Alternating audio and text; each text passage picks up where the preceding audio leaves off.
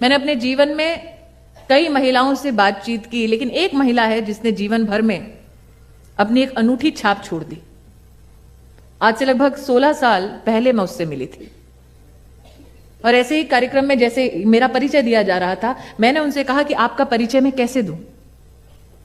उन्होंने कहा कि आप जाकर पूरे समाज के सामने मेरा परिचय देते हुए कहिए कि मैं वो मां हूं जिसने अपनी बेटी को मारने का प्रयास किया लेकिन फेल हो गई। मैंने कहा कोई भी मां अपना ऐसा परिचय नहीं देती। उसने कहा स्मृति जी, मेरे पति ने कहा था, पंजाब से थी वो महिला, उसने कहा कि अगर तीसरी बेटी होगी तो घर लौटना मत अस्पताल से। और बेटी के जन्म के बाद मेरा चेहरा देखने कोई नहीं आया। तीसरे दिन मेरा भाई लौटकर मुझसे कहने लगा कि जीजा जी से बात हो गई है, बेटी का इंतजाम कर दो तो घर पर 2 बेटियों के साथ रह सकती हो।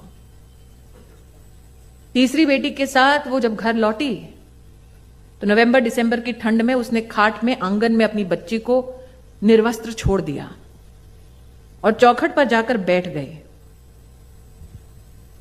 इंतजार करने लगी कि कब बेटी ठंड से मर जाए और वो पुलिस को बुलाए।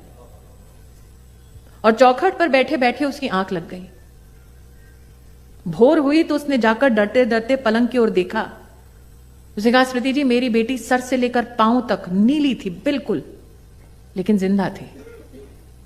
और उस दिन मैंने ठान लिया कि अगर मेरी बेटी पूरी रात मौत से लड़ सकती है तो क्या मैं अपने पति से नहीं लड़ सकती।